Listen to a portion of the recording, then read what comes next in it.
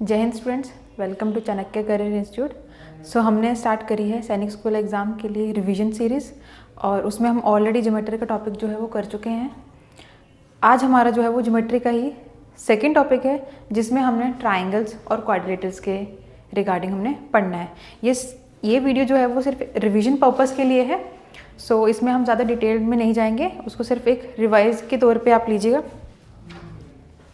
Okay, let's start. सबसे पहले हम करेंगे ट्राइंगल्स।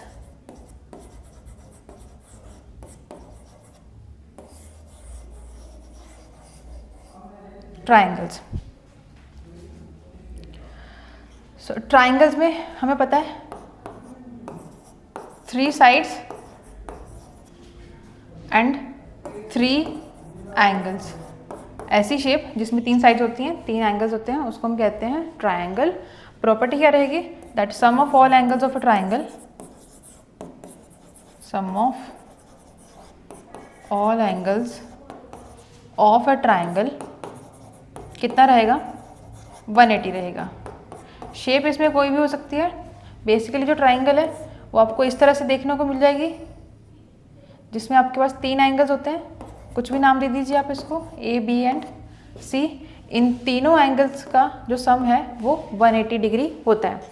सो इसमें सबसे पहले आती है आपकी जो फर्स्ट कैटेगरी आती है वो हमारे पास आ जाएगी इक्विलेटरल ट्राइंगल। इक्विलेटरल ट्राइंगल, जहाँ पे भी मैं ये सिंबल यूज़ करूँगी इसका मतलब ये है ट्राइंगल। तो ट्राइंगल के लिए हम उसको बार बार लिखने के बजाय ये सिंबल यूज़ करने वाले हैं, इक्विलेटरल ट्राइंगल।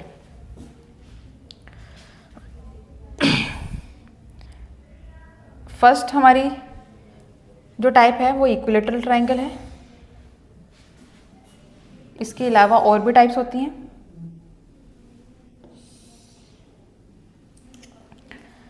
सेकंड जो है वो हमारी है आइसोसेलेस ट्राइंगल। थर्ड जो हम पढ़ने वाले हैं वो है स्केलीन ट्राइंगल। स्केलीन ट्राइंगल, पहले हम इनके बारे में देख लेते हैं।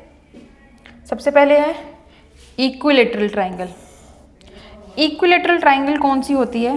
इक्विलेटरल ट्राइंगल वो ट्राइंगल होती है जिसमें हमारी ये तीनों साइड्स इक्वल होते हैं, यानी कि length of all the sides are equal.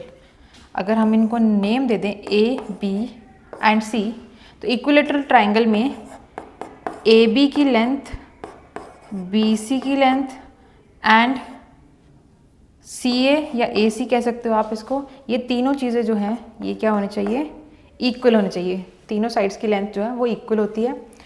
Also इसमें जो एंगल्स हैं तीनों के तीनों वो भी इक्वल होते हैं and each angle is equal to 60 degree, यानी कि यहाँ पे हर एंगल जो है वो हमारा 60 डिग्री होता है और ये हमारी एंगल सम प्रॉपर्टी को भी सेटिस्फाई करता है as sum of all angles must be 180 degree. और अगर आप 60 को 3 टाइम्स ऐड करते हो तो आपके पास आंसर जो है वो 180 आने वाला है। नेक्स्ट आता है हमारे पास आइसोसेलेस ट्राइंगल। आइसोसेलेस ट्राइंगल्स वो ट्राइंगल होती है जिसमें आपकी 2 साइड जो हैं वो इक्वल आती हैं। सो 2 साइड्स मस्ट बी इक्वल। यहाँ पे हमारे पास 2 साइड्स जो हैं वो इक्वल होनी चाहिए। तो यहाँ पे अगर इस तरह से आपके पास कोई ट्राइंगल है, ट्राइंगल का नाम है ए बी सी, तो आपकी कोई भी 2 साइड जो है वो इक्वल होनी चाहिए। यहाँ पे हम ए बी और बी सी ले लेते हैं। तो in this case A B must be equal to A सी।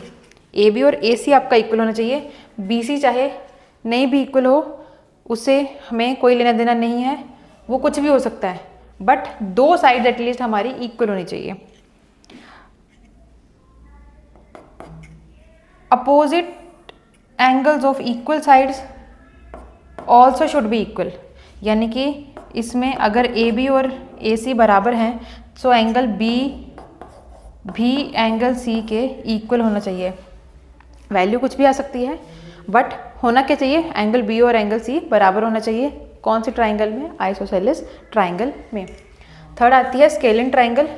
अब स्केलिन ट्राइंगल में कोई भी साइड्स आपकी इक्वल नहीं होती, all sides are different, all 3 sides are of different length.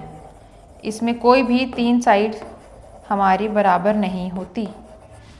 ये आपको इस तरह से देखने को मिल जाती है, कोई भी साइड इसकी बराबर नहीं होती, उसको हम कहते हैं स्केलिन ट्राइंगल। सो ऑब्वियस सी बात है, अगर साइड्स इक्वल नहीं है सो एंगल्स भी इक्वल नहीं होंगे। ऑल्सो ये आपका फर्स्ट पॉइंट हो जाएगा एंड ये आपका सेकंड पॉइंट हो जाएगा। Also all angles are different, angles भी सारे के सारे क्या हो जाएंगे, डिफरेंट हो जाएंगे। ये जो हमने 3 साइड्स करी हैं, इक्विलेटरल, आइसोसेलेस एंड स्केलिन, ये हमारी साइड्स के बेसिस पे हैं। एक ट्राइंगल और होती है which is known as right angled triangle. अब राइट एंगल ट्राइंगल क्या होती है कि इसमें आपका एक एंगल जो है वो 90 डिग्री के इक्वल आता है। आपकी जो ट्राइंगल है वो देखने में कुछ इस तरह से होगी। नाम दे दीजिए आप इसको A, B and C। So one angle must be equal to 90 degree. यहाँ पे हम वर्टेक्स हमारा B है जहाँ पे 90 का एंगल है। So in right angle triangle one angle must be 90 degree. एक एंगल जो है वो 90 डिग्री होना ही चाहिए। अब इसमें हम जो हमारा ये नीचे वाला पोर्शन है इसको हम कहते हैं, ये वाला जो पोर्शन है, ये वाली जो लेंथ है इसको हम कहेंगे बेस, और जो हाइट होती है इसको हम कहते हैं परपेंडिकुलर, और हम इसको P से डिनोट करेंगे। ये वाली जो साइड है ये होता है हाइपोटेन्यूस और इसको H से रिप्रेजेंट करेंगे। सो यहाँ पे हम पाइथागोरस को भी यूज़ करेंगे एंड बाय यूजिंग पाइथागोरस हमारा H जो है वो हम कैसे निकाल सकते हैं, P² प्लस B²। अगर हमें हाइपोटेन्यूस निकालना है, इसमें जो लॉन्गेस्ट साइड है अगर वो निकालनी है तो परपेंडिकुलर का स्क्वायर करेंगे, बेस का स्क्वायर करेंगे एंड दोनों को ऐड कर देंगे। इन केस अगर हमें बेस निकालना है तब हम क्या करेंगे, H के स्क्वायर में से P का स्क्वायर माइनस कर देंगे। एंड सिमिलरली अगर हमें परपेंडिकुलर निकालना है देन हम H के स्क्वायर में से बेस का स्क्वायर माइनस करके उनका रूट ले लेंगे। सो ये तीनों आपको याद रखने हैं। अगर आपको राइट एंगल ट्राइंगल गिवन है तो उसमें आप इस तरह से बाकी जो लेंथ्स हैं वो फाइंड कर सकते हैं। इसके बाद एक आती है आपकी acute angle triangle, acute angle triangle, और एक आ जाती है आपकी obtuse angle triangle. Obtuse angle triangle. अब एक्यूट एंगल में सारे के सारे जो एंगल्स होते हैं वो आपके लेस देन 90 डिग्री होने चाहिए।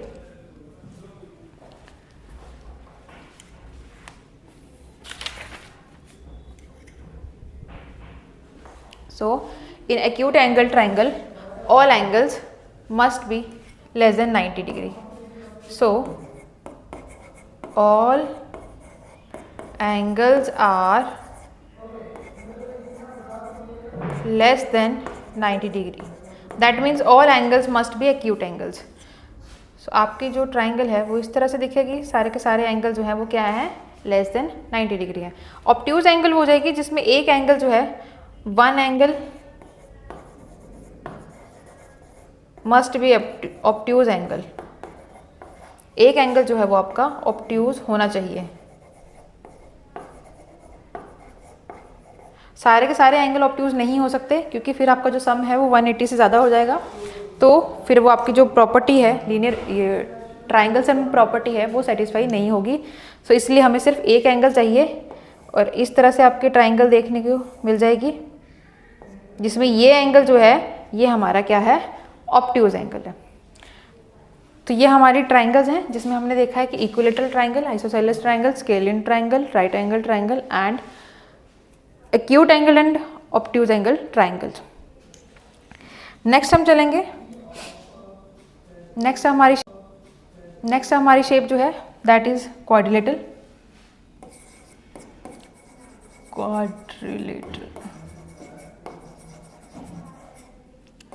क्वाड्रिलेटरल में क्या होता है, आपके पास आपकी साइड्स भी 4 होती हैं, 4 sides and 4 angles, 4 sides and 4 angles. अब यहाँ पे जो है वो सारे एंगल्स का जो सम है वो कितना होना चाहिए, वो आपका 360 डिग्री होना चाहिए।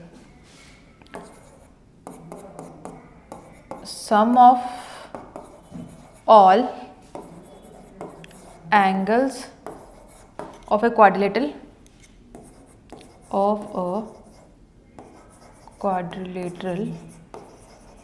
Is equal to 360 degree. अब इसमें भी हम इनके टाइप्स को डिस्कस करेंगे, जिसमें सबसे पहले टाइप्स जो आ जाएगी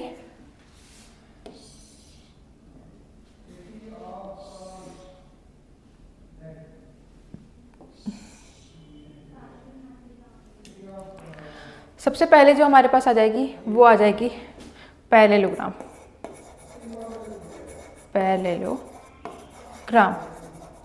पैरेललोग्राम के लिए हम ये वाला सिंबल यूज़ करते हुए चलेंगे। पैरेललोग्राम में क्या होता है, आपकी जो अपोजिट साइड्स रहेंगी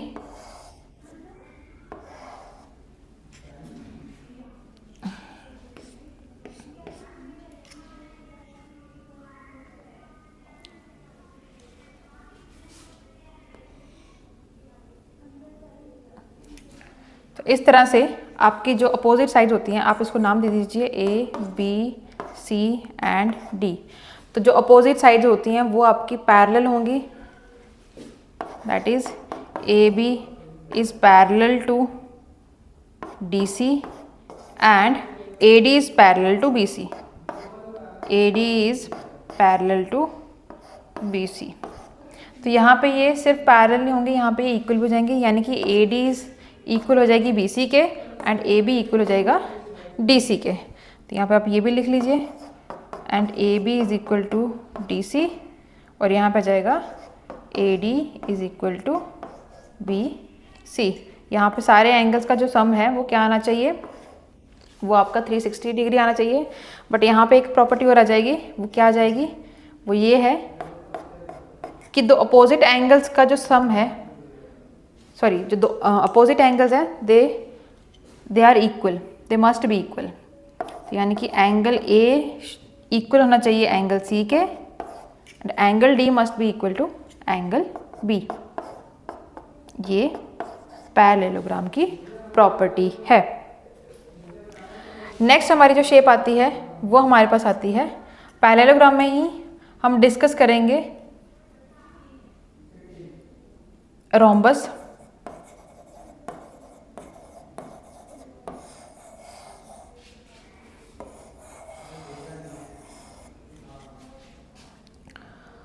तो रोम्बस को हम डिस्कस करेंगे। रोम्बस जो है वो भी हमारा पैरेललोग्राम ही है, it is a type of parallelogram. But इसमें क्या है, इसमें all sides are equal, all sides are equal. सारी की सारी जो साइड्स हैं सबकी लेंथ जो है वो क्या हो जाएगी, बराबर हो जाएगी। यानी कि AB is equal to BC is equal to CD which is equal to DA, और सारी की सारी जो लेंथ है वो बराबर हो जाएंगी। इसमें भी वही चीज़ रहेगी, अपोजिट एंगल्स इक्वल रहेंगे। एंगल A जो है वो एंगल C के बराबर रहेगा एंड एंगल B जो है वो एंगल D के इक्वल रहेगा। यानी कि ये एंगल आपका इसके बराबर है एंड ये एंगल आपका इस एंगल के बराबर है। नेक्स्ट हमारी जो कैटेगरी है वो है हमारी रेक्टेंगल। रेक्टेंगल को आपने बहुत बार देखा होगा, पढ़ा भी होगा। रेक्टेंगल में क्या होता है,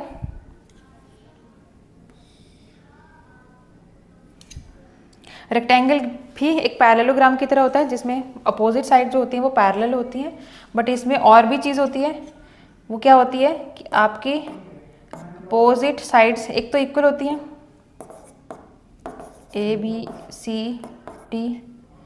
तो इसमें आप एक तो आपके पास ए बी जो है वो सी डी के बराबर है एंड ए डी जो है वो बी सी के बराबर है, प्लस अब इसमें और पैरेललोग्राम में डिफरेंस यही है, वहाँ पे अपोजिट एंगल्स तो इक्वल हैं, यहाँ पे भी अपोजिट एंगल्स इक्वल रहेंगे, बट यहाँ पे हर एंगल इक्वल हो जाएगा, वो क्या हो जाएगा, वो 90 डिग्री के इक्वल होगा। That each angle is equal to 90 degree. Angle A is equal to angle B is equal to angle C equal to angle D. Each angle is of 90 degree. एक प्रॉपर्टी यहाँ पर और रहेगी कि इस case में जो डायगोनल्स हैं, इसमें जो डायगोनल हैं उनकी लेंथ भी बराबर रहने वाली है। सो यहाँ पे क्या आ जाएगा एक और कि AC is equal to BD। AC और BD की लेंथ भी इक्वल आ जाएगी। नेक्स्ट कैटेगरी है हमारे पास स्क्वायर। इसके बाद हम डिस्कस करेंगे स्क्वायर।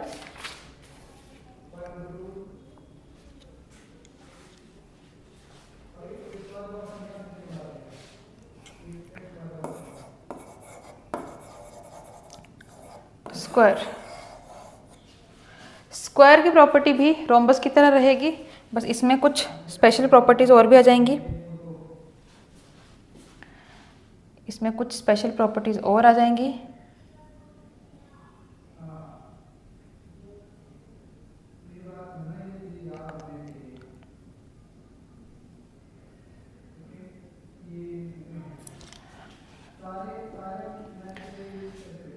नाम दे देते हैं इसको ABCD। स्क्वायर में क्या हो जाएगा, स्क्वायर में आपके पास ऑल साइड्स आर इक्वल,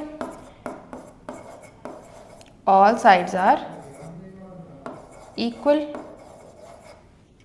यानी कि AB must be equal to BC is equal to CD is equal to AD, यानी कि सारी की सारी जो लेंथ है वो बराबर हो जाएंगी। इसमें भी क्या रहेगा, हर एंगल 90 के बराबर रहने वाला है। So angle A is equal to angle B is equal to angle C D, और कितना रहने वाला है यहाँ पे भी, हर एंगल 90 के इक्वल रहने वाला है। इसमें भी डायगोनल्स की जो लेंथ है वो बराबर रहने वाली है।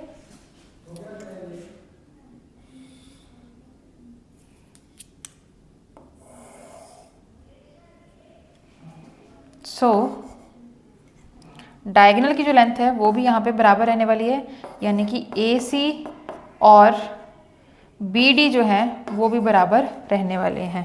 इसको आप वर्डिंग में भी लिख लो, that diagonals are of equal length.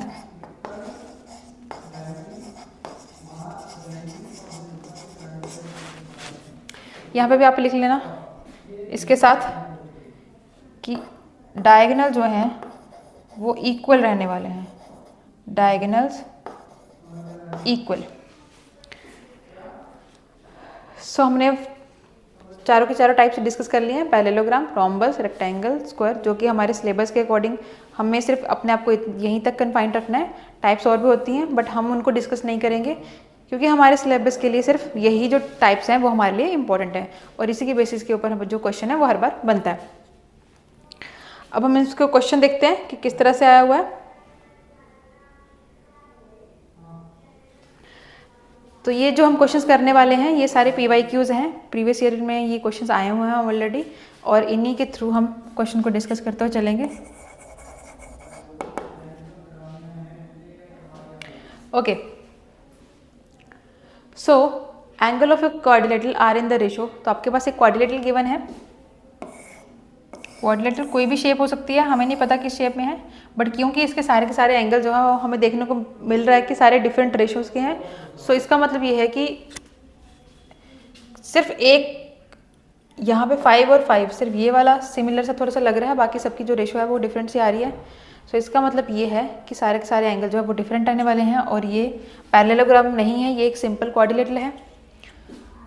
तो मैंने आपको पिछली वीडियो में भी ये चीज़ बताई थी, जब भी हमारे पास रेशियो में वैल्यूज़ होती हैं तो उसमें एक कॉमन फैक्टर होता है जो कैंसिल आउट हो जाता है, तो इसलिए हम उनको लेते हैं 2x, 5x, 3x एंड ये पे जाएगा 5x, जहाँ पे x जो है वो क्या है, x हमारा वो कॉमन फैक्टर है जो रेशियो के दौरान कैंसिल आउट हो जाता है। यहाँ पे हम प्रॉपर्टी यूज़ करेंगे that sum of all angles of a quadrilateral is 360 degree. 2x plus 5x plus 3x plus 5x is equal to 360 degree, यानी कि सारे एंगल्स का सम जो है वो 360 होना चाहिए। अब क्योंकि ये सारी टर्म्स x में हैं तो हमें पता है x वाले टर्म्स को हम टर्म्स को हम ऐड कर सकते हैं, तो ऐड करके हमारे पास कितना आ गया, 5 + 2 7, 7 + 3 10, 10 + 5 15, 15x is equal to 360 degree. और यहाँ से x हम कैसे निकालेंगे, 360 डिग्री को 15 से डिवाइड करते हुए चलेंगे। तो डिवाइड कर, आप इसको डिवाइड कर सकते हो, अगर आपको कैंसिल आउट करना आता है आप कैंसिल आउट भी कर सकते हो। मैंने हमेशा बोला है अगर आपको बड़े टेबल्स आपको कभी भूल जाते हैं तो आप छोटे टेबल से भी आप उसको कैंसिल आउट कर सकते हो। जैसे कि हमें दिख रहा है कि ये 5 के टेबल में 2 नंबर्स आ रहे हैं, तो हम इसको 5 के टेबल से कैंसिल आउट कर देंगे। 5 3 से 15, तो यहाँ पे कैसे जाएगा, 5 × 7 35 एंड 1 यहाँ पे रिमाइंडर आया, 5 2 10 72। नाउ 7 + 2 अगेन 9 है, तो 9 हमें पता है 3 के टेबल में आता है, ये फिर से कैंसिल आउट हो जाएगा। 3 1 3, 3 2 6 एंड 3 4 12। तो यानी कि हमारे पास x की जो वैल्यू आ गई वो आ गई 24। हमें करना क्या है, हमें यहाँ पे पूछा गया है स्मॉलेस्ट एंगल, तो रेशियो में स्मॉलेस्ट एंगल कौन सा है, 5 बड़ा है, 3 भी बड़ा है, सबसे छोटा कौन सा है, 2। तो हमें सिर्फ क्या करना है, सिर्फ 2 को ही 24 से मल्टीप्लाई करना है और ये हमारा कितना आ गया, ये हमारा आ गया 48 डिग्री और यही हमारा आंसर है। Smallest angle is 48 degree. Greatest angle पूछा होता तो हम उसको 5 से मल्टीप्लाई करते, बट उन्होंने स्मॉलेस्ट पूछा था, स्मॉलेस्ट इन रेशियो में से कौन सा है, 2, तो 2 को ही सिर्फ मल्टीप्लाई करते हुए चलेंगे। Next question, the angle subtended by the diameter of a semi circle on any point on the circle is. देखो सेमी सर्कल हमें पता है ऐसे दिखता है, और ये जो लाइन होती है जो सेंटर से पास करते जाती है, जो दोनों एंड से जो लॉन्गेस्ट कोड होती है वो हमारा क्या होता है, वो हमारा डायमीटर होता है। लॉन्गेस्ट कोड जो होती है वो हमारी क्या होती है, डायमीटर होती है। तो डायमीटर आप किसी भी डायरेक्शन में ले लो, अगर आपको एंगल पूछा गया है तो हमें पता है ये एंगल इस तरह से बनेगा, और हमने ये ऑलरेडी डिस्कस कर चुके हैं फर्स्ट वीडियो में कि ये वाला एंगल कितना होता है, ये एंगल होता है हमारा 180 डिग्री, जिसको हम क्या कहते हैं, इसका अदर नेम क्या था, स्ट्रेट एंगल।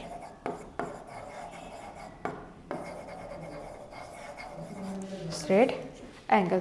तो डायमीटर जो है वो सर्कल में कितना एंगल बनाएगा, हमेशा वो 180 डिग्री एंगल बनाएगा। नेक्स्ट क्वेश्चन है, the angles of a triangles are in the ratio. अब यहाँ पे जो है वो हमें एंगल जो दिए हैं वो ट्राइंगल के दे दिए हैं,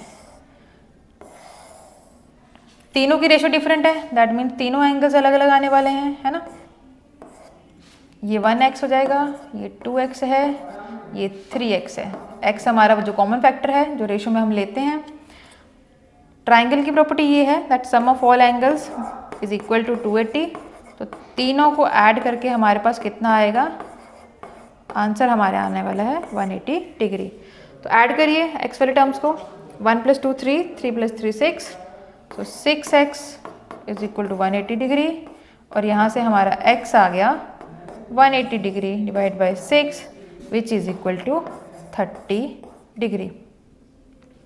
हमें यहाँ पे पूछा गया है ग्रेटेस्ट एंगल। तो ग्रेटेस्ट एंगल फिर से वही चीज़, रेशियो में सबसे बड़ा नंबर कौन सा है, रेशियो में सबसे बड़ा नंबर है 3, तो हमें सिर्फ x को किससे मल्टीप्लाई करना है, 3 से मल्टीप्लाई करना है। तो ग्रेटेस्ट एंगल जो है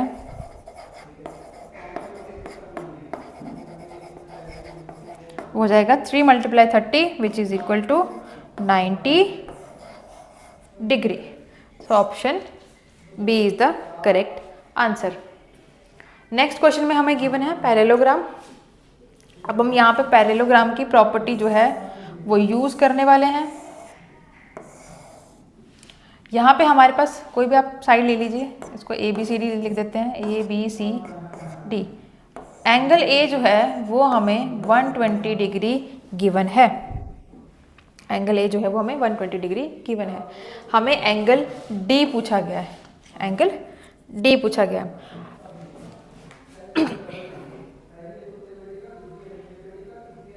यहाँ पे एक चीज़ हमने डिस्कस नहीं करी पैरेललोग्राम में, हमने ये तो देख लिया था कि अपोजिट एंगल जो है वो इक्वल होते हैं, बट एक चीज़ यहाँ पे और ऐड कर लो कि एडजेसेंट एंगल्स का सम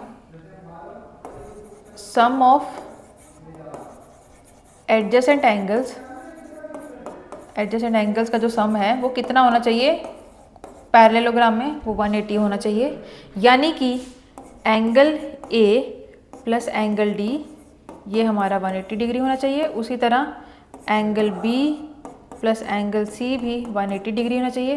यानी कि कोई भी दो एंगल्स आप लीजिए वो साथ साथ में हैं अगर, तो उनका सम जो है वो 180 डिग्री होना चाहिए। तो यही प्रॉपर्टी हमने यहाँ पे यूज़ करनी है कि angle A plus angle D ये कितने आना चाहिए ऐड करके 180 डिग्री। एंगल A हमारे पास 120 डिग्री गिवन है, एंगल D हमने निकालना है, सो 180 डिग्री। तो एंगल D हम कैसे निकालेंगे, इस 120 को 180 डिग्री में से माइनस करके। सो 180 डिग्री माइनस 120 डिग्री, क्योंकि दोनों का एंगल जो है दोनों मिलके क्या बना रहे हैं, एक तरह से लीनियर पेयर वाली प्रॉपर्टी है, सप्लीमेंट्री एंगल्स की प्रॉपर्टी है। तो क्योंकि लीनियर पेयर में तो वो एक ही लाइन पे लाया करते हैं, बट यहाँ पे ये क्या है, ये एंगल्स हमारे सप्लीमेंट्री एंगल्स हैं। तो हमने वहाँ पर डिस्कस करा था कि सप्लीमेंट्री अगर एंगल आपको निकालना है तो आपको क्या करना है, 180 में से दूसरा एंगल जो है वो माइनस करना है। तो माइनस कर रहे हैं हमारे पास कितना आ जाएगा, angle 60 degree. So option B is the correct answer. तो हमारा जो है ज्योमेट्री का ऑलमोस्ट ये वाला पोर्शन भी ख़त्म हो चुका है।